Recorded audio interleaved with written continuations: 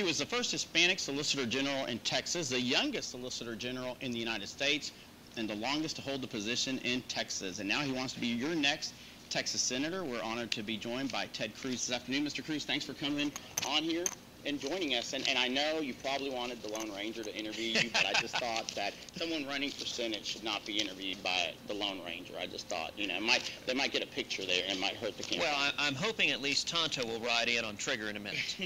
That would be good. We need to do that, definitely. Well, hey, I was going to say we're having some mic issues here, so I'll just hold it. But I was going to mention the fact that besides all those things, you have now decided to run for U.S. Senator, and we should tell folks that's the seat that is currently held by K. Bailey Hutchison, who's chosen not to run. Right. What made you do this? This is a big seat. Well, it is. I think there's an incredible need. President Obama is the most radical president this country's ever seen, and I think our country's really at a crossroads. If we keep going down the path to more and more government control of the economy in our lives, we're at risk of losing the free market system that has produced such incredible opportunity in this country. And obviously this is a seat that has been filled for many years, so now that it's vacant, a lot of folks, high-name folks, are running for it. But in looking at your endorsements, you are a Tea Party favorite. Well, we have tremendous enthusiasm and excitement among the Tea Party. We have tremendous enthusiasm among the grassroots, among Republican women.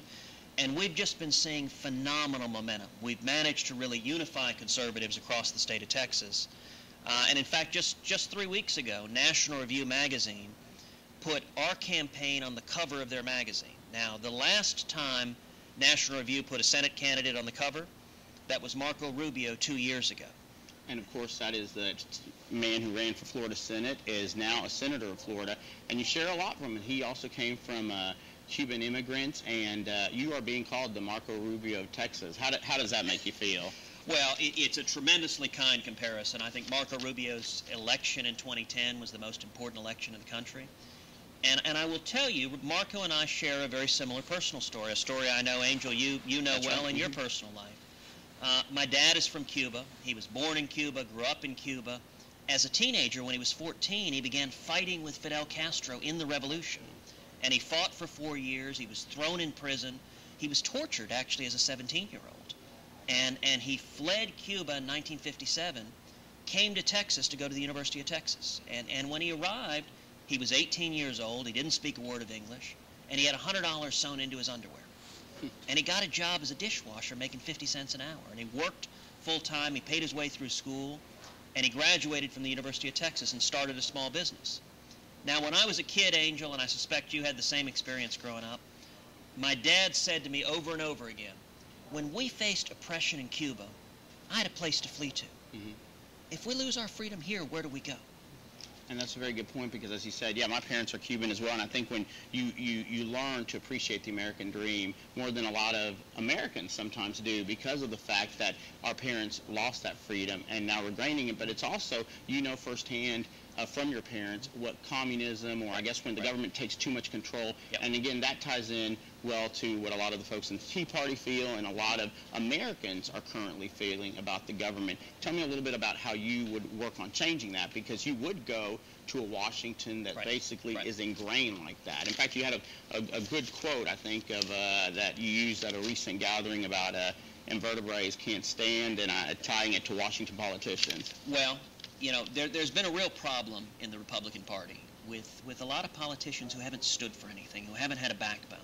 And the joke you're referring to is, and I've observed, all of us were taught in grade school the basic proposition that invertebrates can't walk upright.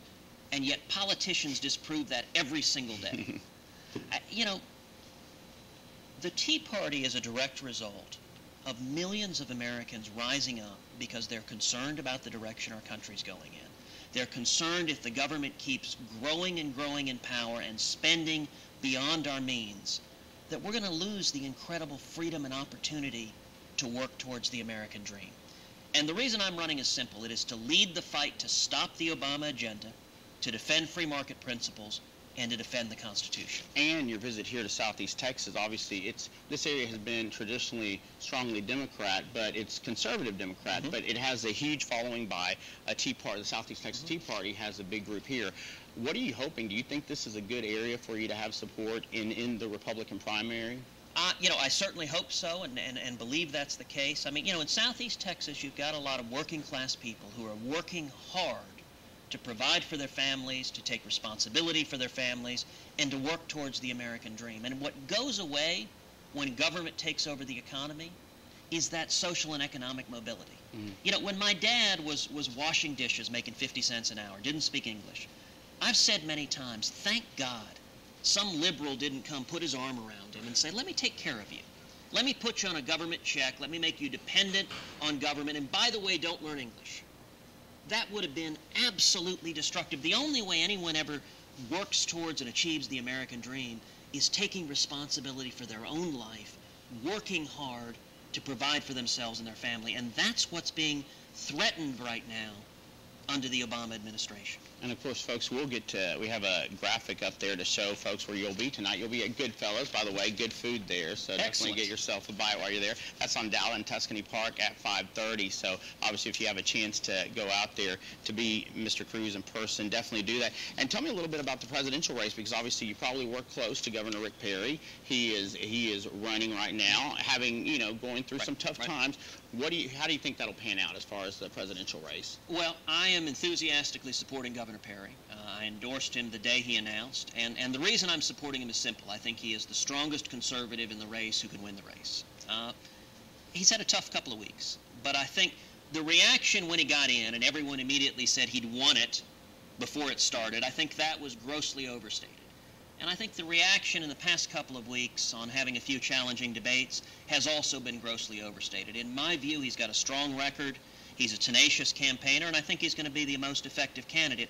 But I also think, regardless of who wins the primary, there is an enormous priority in defeating Barack Obama in 2012. I think this country's at a crossroads. If we keep spending more than we take in, 40 cents of every dollar the federal government has borrowed, you don't have to look far. You just look across the ocean at Europe and Greece at where that ends up.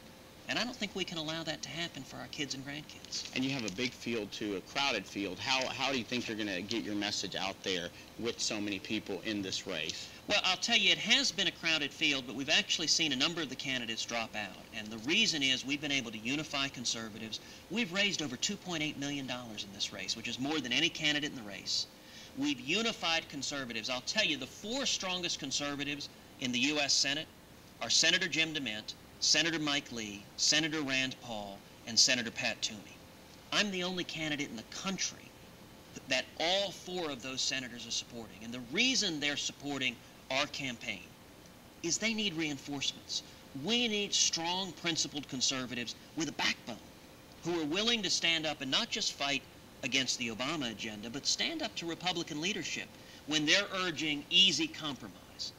That was the problem in the first place, that Republicans weren't standing for anything. And, one of the greatest consequences of Barack Obama's presidency is we're seeing a new generation of leaders in the Republican Party all over the country. And I think that's tremendously exciting for turning around the direction of this country and for saving liberty. Well, thank you so much for joining us, and we hope it's going to be an exciting race. We hope to have more candidates like yourself to come in here and join us. Heck, I don't know what costume they might be wearing when other candidates come in, but today you got the Lone Ranger, and I keep losing this microphone, so we'll send it over to, actually we're going to take a break right now. More Southeast Texas Live with Lone Ranger and Mrs. Lone Ranger, or Ms. Lone Ranger. Stay with us.